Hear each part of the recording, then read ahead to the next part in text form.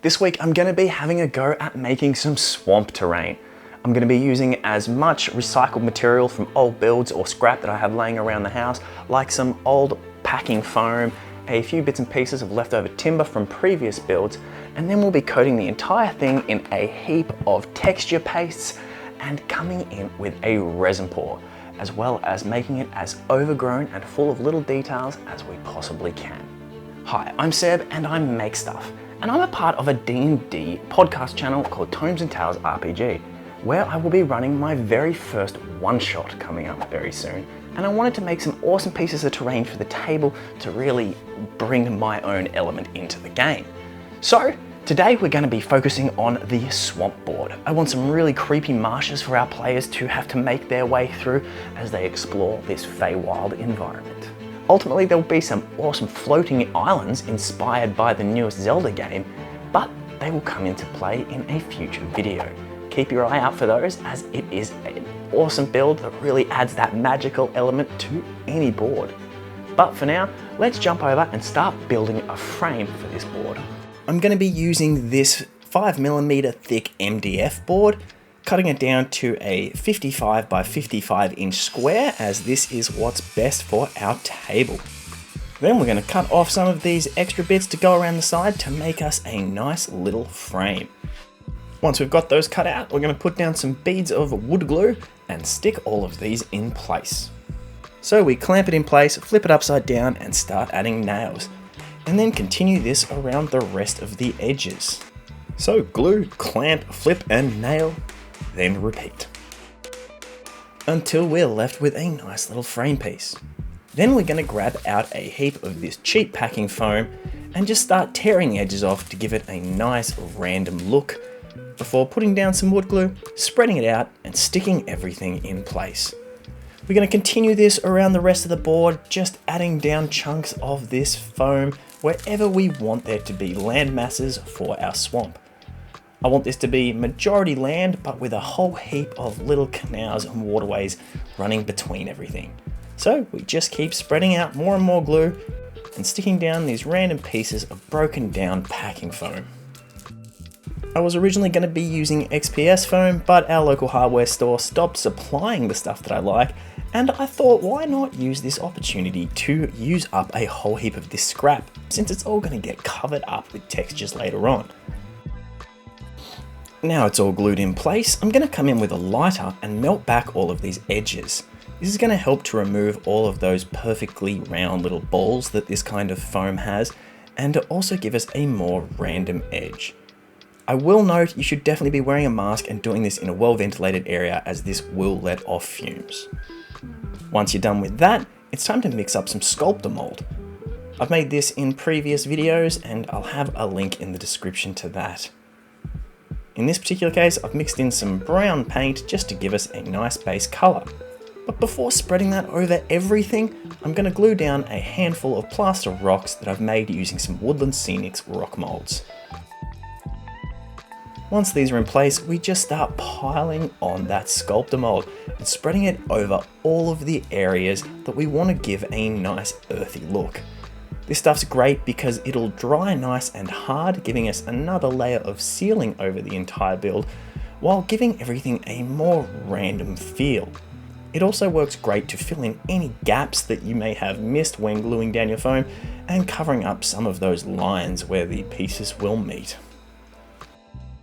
And once that's had a chance to dry, I'm going to coat the entire board with a layer of wood glue. This will help to seal everything up, but it's also going to be our base for the first layer of texturing. So once that's spread out nice and evenly over the entire board, I'm going to come in with this grout mix. This stuff is traditionally used to colour grout and plaster mixes, but I'm just going to use it to spread over the entire board, giving us a nice light layer of texture and giving that a night to dry. So the next day I'm going to come in with a watered down glue. This also has a little bit of black paint mixed into it just to darken it up. The idea is to coat the entire build with this, really sealing up all of the areas of foam and getting all of that texture to stick down to the board. We then give that some time out in the sun to dry before coming in with some spray paints. I'm going to come in with a couple of different browns and greens over every single section of this board, giving us some nice natural variation, but getting into all of those edges that I can and making sure that everything's coated in a decent base layer.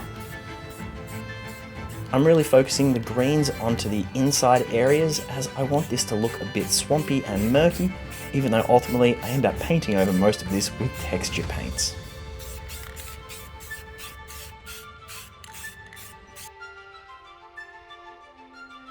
The first texture paint I use is this Tamiya Soil Effects. I absolutely love this stuff because it dries with a nice matte, dirty looking finish and really does a good job in my mind of representing that earth feel.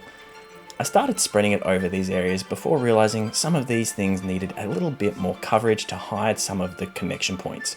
So I came in with a thicker grey mud texture paint and really piled that on thick. This helped to blend in any areas that I didn't really like the look of or had too straight of lines where a couple of pieces of the foam would meet. While this was drying, I came in over all of the rock areas with a coat of white paint, as most of these had been accidentally covered up with the brown.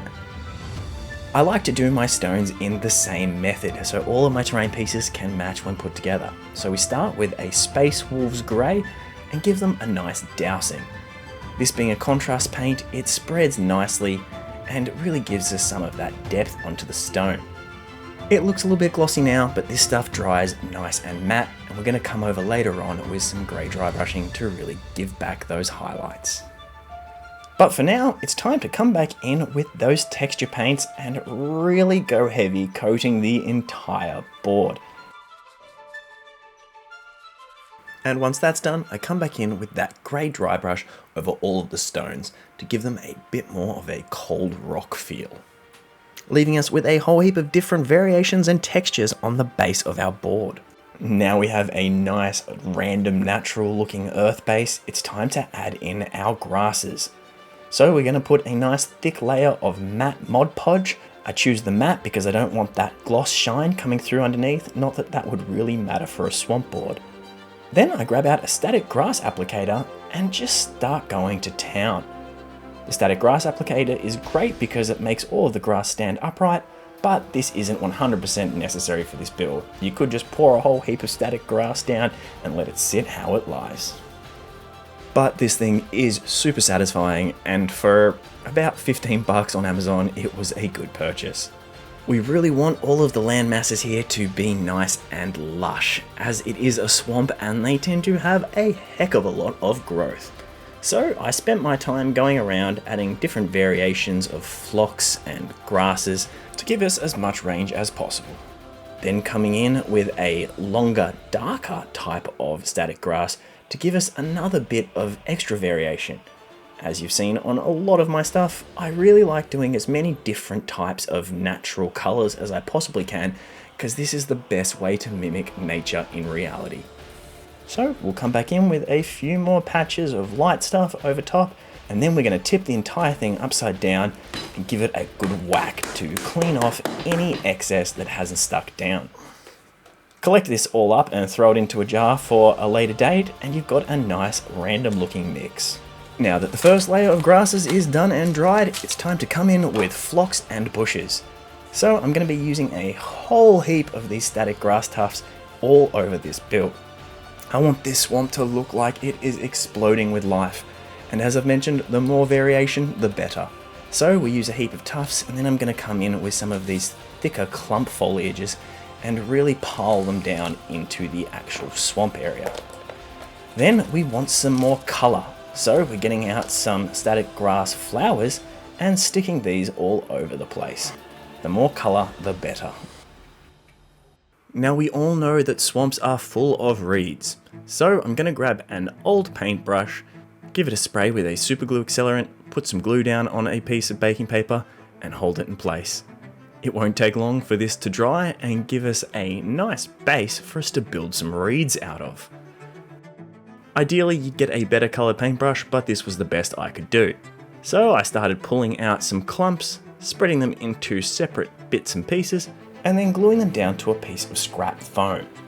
They were all a bit too perfect as they were at this point, so I did run over them with a lighter to melt them back a little bit and give them a bit more of a random feel, and I was really happy with how this turned out.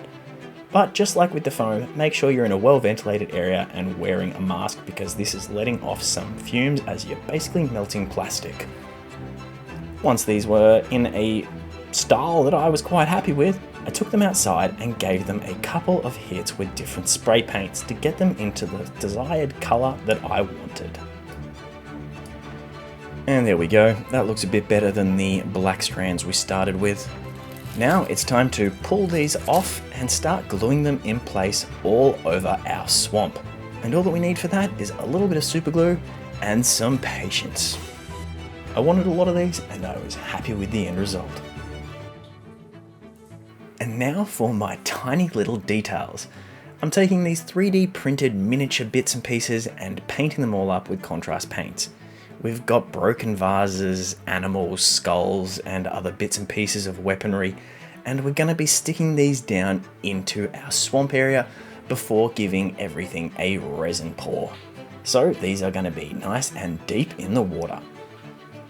We really want to give it the idea that this swamp has existed for quite some time and has taken quite a few casualties over its years, as well as being the home for a whole heap of different life forms.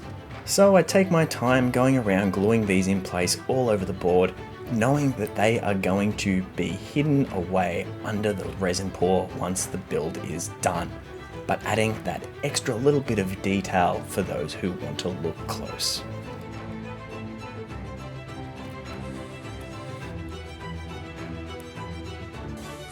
Now I'm going to come back in with some texture paste over the base of all of these reeds, as that original glue chunks didn't really match in and we want them to blend into the earth as much as possible. Once this is done, the entire thing is looking pretty cool and I think it's ready for a resin pour. So we're going to fill in all of these waterways. The best way I have found was a trick from Encounter Terrain.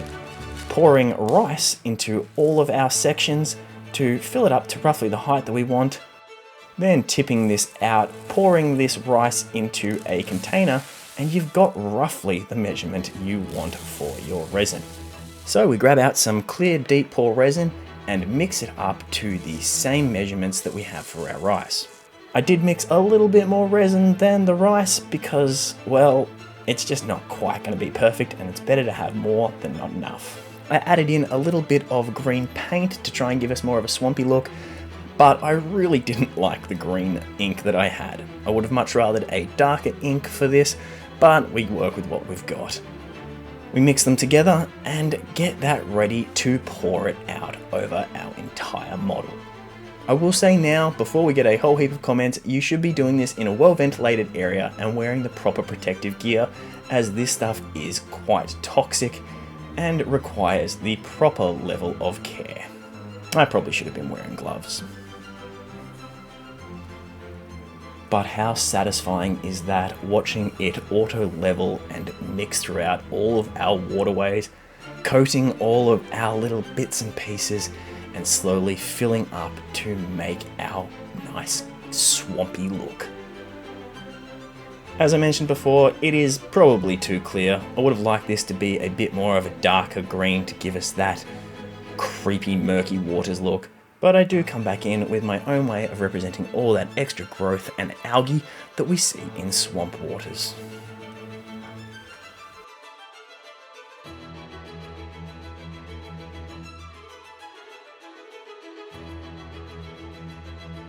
I then added in a few extra pieces of the coloured flock to match the flowers and went around all of the edges adding piles of the foam flock. I was hoping this would stay on top, but it sunk down to the bottom, which actually gave it an even cooler look than I had initially hoped. This gives us that really murky green effect that we want from swamp, especially considering we missed out on doing that in the original resin. Once this was dry enough, I came back over the entire thing, going around all the edges of the land with another section of that foam flock, as I wanted it to look like some kind of duckweed that was taking over the top of our entire swamp. The resin was still wet enough to hold all of this in place, but this time it was dry enough as to stop it from sinking. I do wish I'd kept a few more of those coloured bits of flocking to represent flowers floating on top of the water, but they've all sunk down to the bottom for now. The final step is painting the edges. Normally I'd do this in a black, but I decided to go around with a cheap brown acrylic paint to match the style of our build. And there we have the finished swamp board. I'm stoked with how this turned out. There are a few little things that I'll mention afterwards that I would have done differently if I was to do it again. But for now, here is my marshland for my Feywild one-shot. This has come out beautifully. So much life and all these little extra details hidden away in the water. The board is very playable, but has an awesome, magical, natural feel to it. With all this variation, but keeping to some nice flat bases, we've made room to add a whole heap of extra scatter terrain, so you can use this board in a whole heap of different situations. Whether it be a Warhammer battleground, a D&D encounter, or the base for a pretty wild looking diorama. I am super stoked with this end result. This board is going to work beautifully as the haunted marshes of my Feywild environment. We could have gone a little bit higher up with some of the water levels, and I'm sure there is a lot more detail I could have put on this board, but I did want to keep as many flat playable surfaces as possible so we could still use this in a practical game of D&D. If you're interested in seeing that full game, jump over to Tomes and Tales RPG, where we're going to be having the full Feywild one-shot that I ran and this was built for.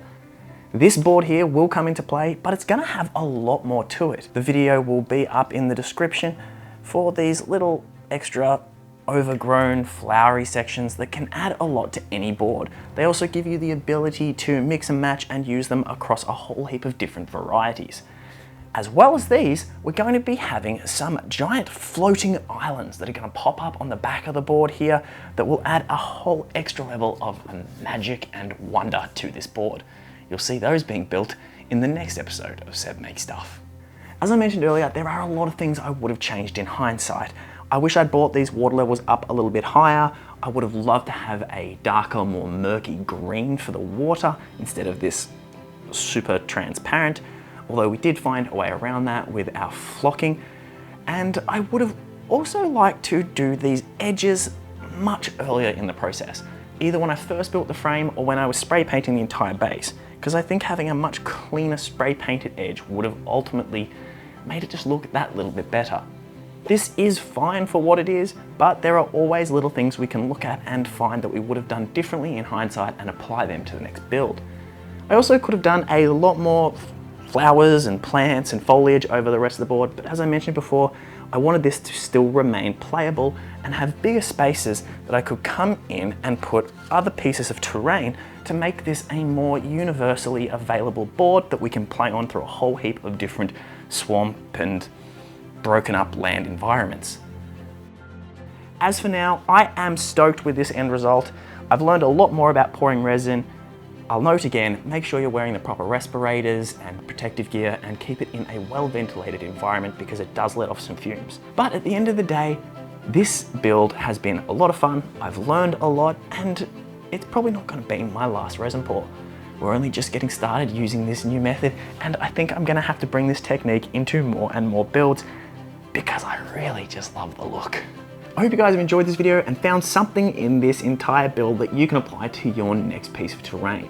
Let me know in the comments below what you'd like to see me build in the future and if there's anything you would have changed about this particular board. And until next time, never stop making stuff. And now, if I've got the video up, you'll be seeing the link to the floating islands which finish off this build. And if not, here's something cool that YouTube thinks you'll like.